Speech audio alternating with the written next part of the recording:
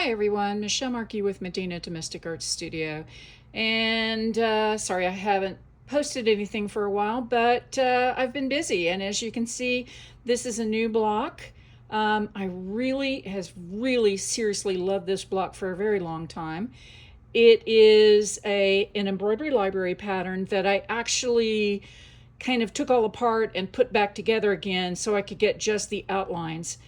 The original pattern is actually completely filled and certainly a lot smaller than this 16 by 16 inch block that I currently have. Now, here's the next step that I'm doing with this block. I am actually going to zoom in here and show you that I have created an outline stitch all around this particular pattern. You can see this by its head and up there and along his back. And the reason I ended up doing this is I want to cut this guy out, and I want to actually applique him on to this fabric here in the back. So this video is going to be about the steps that I went through, and I'm actually going to do two different kind of videos on this. For this particular video, it's for patterns that have open spaces. And let me show you what I mean by open spaces. If you look up here, when you look at the original pattern, there is no connection between this cloud and this cloud. Actually, the way this pattern is, there's these big gaps all throughout the entire buffalo, along in his body, over here by his head, there's a gap, and there's a gap up here on his back. Now, in order to applique this, I felt it's necessary to come up with an echo stitch, which is this black stitch that you see that I've created all around it's kind of an echo stitch that I did at a 0% from edge, and that's what I ended up getting. And that's another video all entirely. I'll do another one on that for those of you who have embroidery machines and or long arms, how to actually create an echo stitch that you could then use as a cutout stitch. So that's the next step. I'm actually going to follow along the black line, and let me describe my steps. I'm going to cut it all out along the black line. Then what I'm going to end up doing is probably coming in with a dark brown or something that's close to the outline of the buffalo and fill in what little white you can still see down there so that it's not so obvious. Then I'm actually going to glue with a fabric glue. It can be either temporary or it can be permanent. I haven't decided which, but you'll see that in the rest of the video. That then I'll apply to the background fabric. And last but not least, I want to show you how you then can permanently machine applique this onto the background. For those of you who've never done this before, I'll take you step by step on that process. So stay tuned for part 2, and that'll be the cutting out and showing you what the process is behind all that.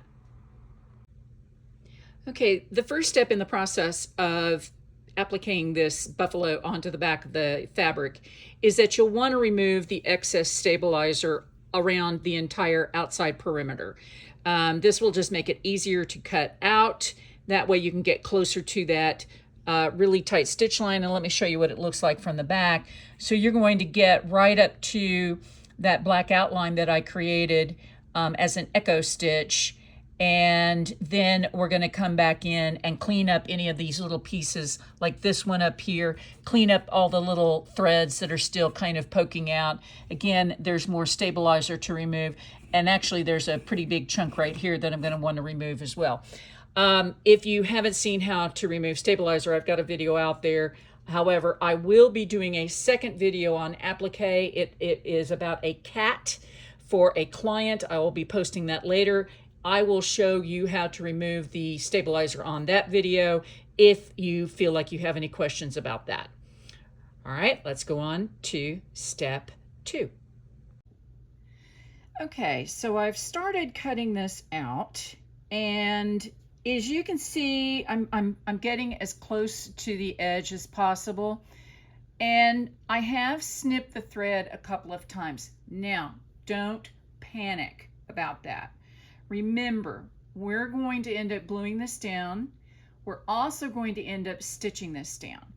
So in this particular section where there's kind of a bit of long, big, wide white space, I may even come back in and cut closer to the brown.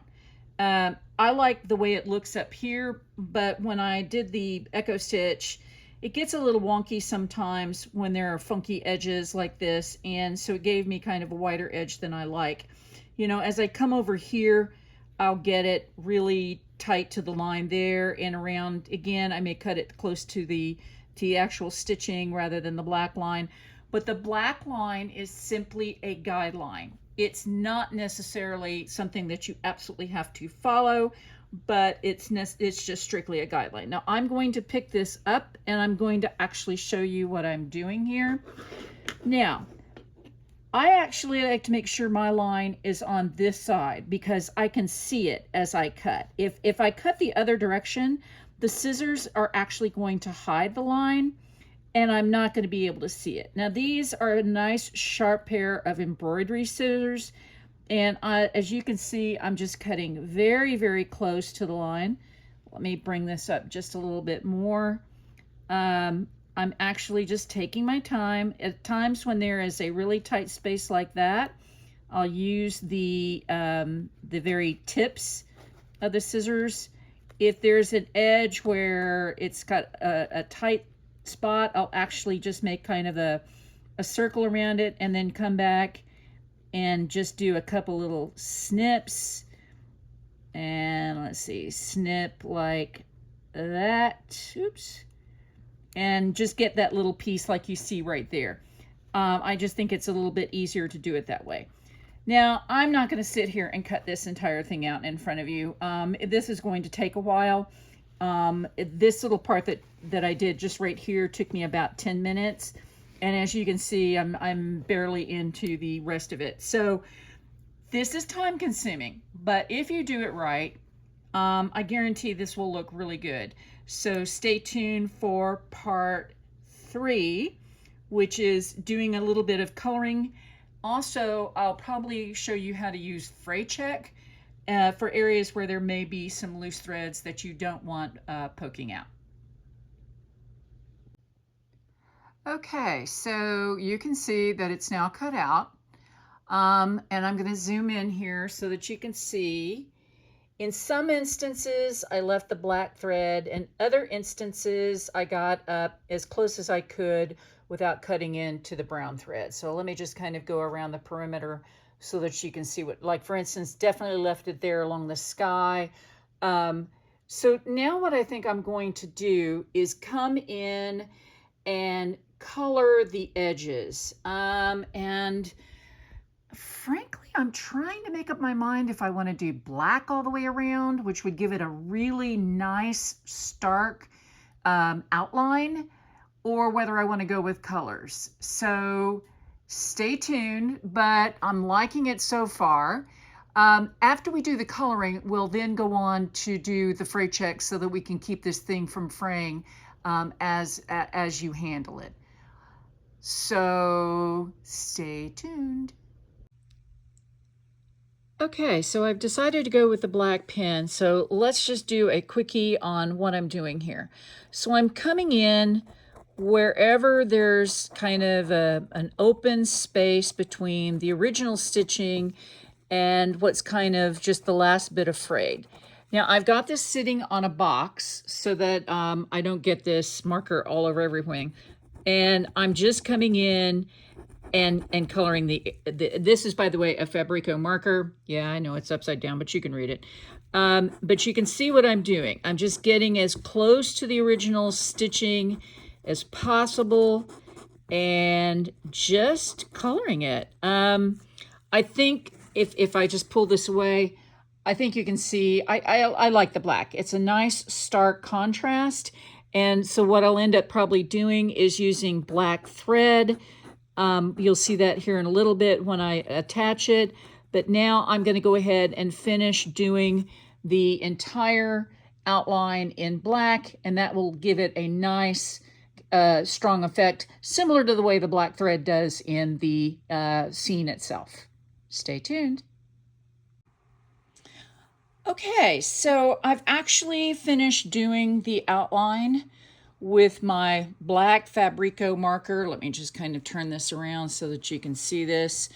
You can see throughout the entire outline of this buffalo that I have gone ahead and put the black marker all the way around. I think it looks really good, and I think with all of the other black that's in here, I think that's personally, I think it works out well. You could, of course, chosen a different color. You could have matched the sky, but the black I think looks fine. Now, the next thing I'm going to do is apply this Aleene's fraying. It's a permanent fabric adhesive, and so you know, when I read stuff like this, it makes me wonder, okay, can I also use it to glue down the fabric? And my gut tells me yes, but in the interest of education, I will show you another type of glue that I use as well. So here's how I do this. And this is not necessarily everybody's way of doing it, but it's my way of doing it. So I set it down, and I'm going to kind of grab up one edge. Now I'm getting a clean brush, and I'm just kind of getting the edges of the brush wet. And then I just kind of rub it really gently along the edge, trying to keep the excess down. Now, I'm not going to sit here and show you the whole thing. I'm just going to give you the essentials of what you need to do this. You'll want to go around the entire thing. Again, try to get the excess off, and just make sure that all of those little hairs that are along the edge get kind of laid down with this stuff. So I'm going to do another close-up view here so that you can see this. So again, just lay the glue down lightly across the top and just kind of rub the excess. And if those little hairs of fibers come up, well, just lie them down so they lie straight. All right, so now once I have finished doing this, I will let this completely dry, and then we will apply it to the fabric. Okay, so I've got the fray check down, and it's done. So the next glue that I want to show you is a permanent glue. Again, it's called OK to Wash It. It's permanent fabric adhesive. Now, you do not have to use a permanent adhesive. You could have used a spray adhesive, or a temporary spray glue, or just a temporary glue. However, the one thing that I have noticed when I do use temporaries is that if you don't catch everything just right, eventually after it gets washed several times, it will start to come up. And that's one thing you probably want to avoid. So let me just put this here and show you what I'm going to do. I'm going to start out by doing the smaller parts first, and you want to get right up to the edge. Now bear in mind, I'm going to end up putting this on a piece of fabric that eventually I will long over the stitching and make it kind of 3D-ish for the quilt that I'm doing. If you don't have those plans, or if your long armor does not want to do this, my suggestion is that you'll want to glue everything down. For me, I'm just trying to get the outside perimeter so that it will stay down while I stitch it. You want to be very careful when you're putting this glue down that you try to keep the coat thin. Now, not too thin, of course, because then it won't stick.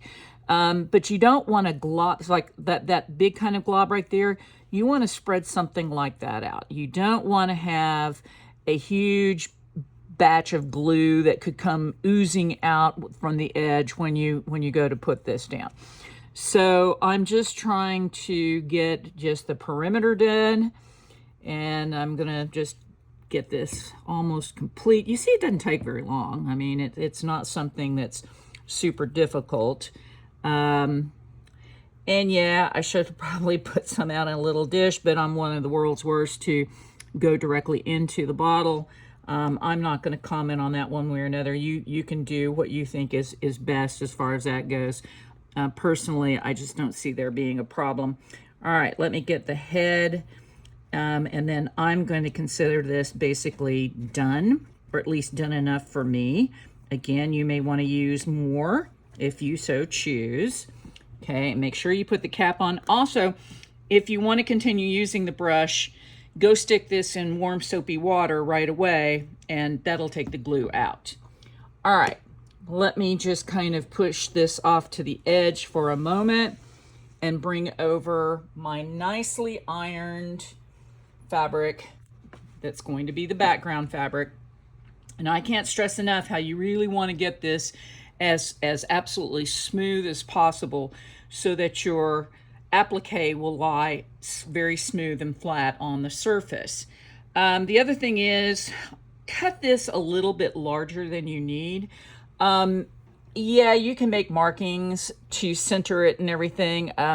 Personally, I think it's kind of obvious.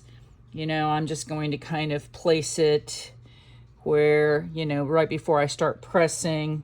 That looks pretty good to me. Make sure it's straight. And then just smooth it out, as you can see how I'm doing. Actually, that looks pretty darn good. I'm very happy with that. You know, make sure all the wrinkles are out. Make sure that it doesn't have any buckling in the center. You know, your glue will probably dry within 20 minutes or so. So you want to make sure that you work fairly quickly and you do this all in one step.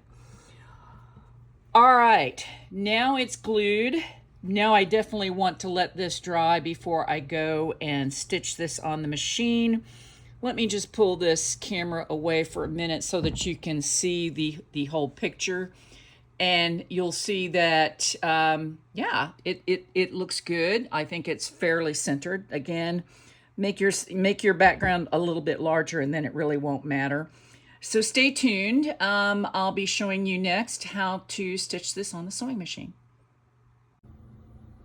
Hey everyone, first I'm going to apologize. This is really tough to video. I'm going to try to get this where there's not a glare, but I'm in my studio.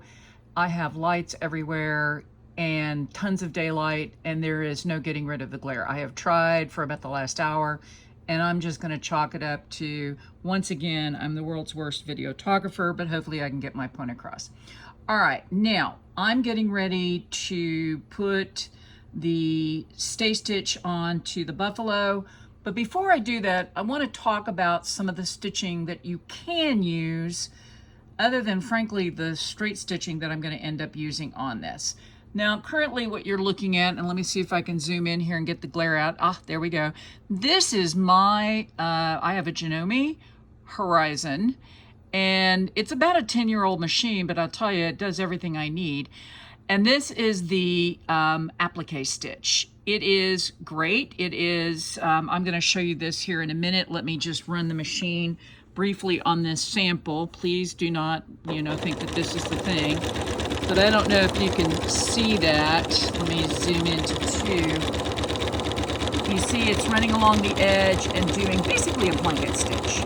This is at least what I used to call it. In fact, let me stop that, cut the thread, and bring this out so that you can see what I'm talking about. So it is, see this? And if I weren't so concerned about the blanket stitch itself, I would use this. But as it is, this is not the stitch that I really want. Believe it or not, all I'm going to do is use my normal straight stitch. So I'm going to put this back into utility mode, straight stitch, and I'm going to turn the camera off, put my sample in, and then just show you what it is I'm going to do.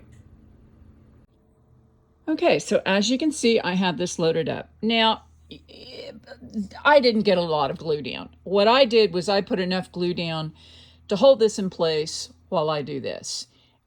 And really, if I were truly doing this, I would wait until I get it on the long arm. But I know a lot of people don't have a long arm, and you've basically got a straight stitch. So let's just walk through the process here. I'm actually starting in a pretty easy place to go. This is a nice long stitch, and I'm just going to hold my foot in place, and pardon me, I'm holding this. Again, there's no way for me to get a camera in place. And I'm just going to come along. Let me zoom out just a bit. Actually, let me get real zoomed in with the... Okay, so I'm back, and I want to show you just something real quick that I do think is important. When you come to a curve like this, You're just going to want to be very careful. As you see, I'm coming up to that point. I mean, this is why you could just do this slowly. I mean, there's no reason. Okay, stop. You see I stopped. Okay, now I'm going to pivot. And yes, I really wish I had a camera. I know that there are plenty of people out here who know how to set up their tripod for this, but this is strictly handheld right now. So let me go forward and just take your time. And I'm trying to stay on the black line that I created, that I colored. But if you get a little bit out, it's like, trust me, nobody's gonna see it. You know, unless you're doing a show quilt. Now I gotta admit, you do a show quilt, you wanna be doing this as tightly and closely as possible. But you know what? This is for me and my sample. So I am gonna feel pretty comfortable. Let me just let you see what's been done so far. You know, you can see by the way where that gap was.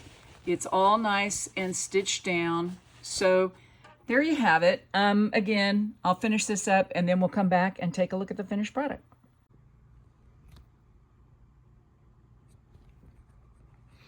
So here we go. Here is the finished product.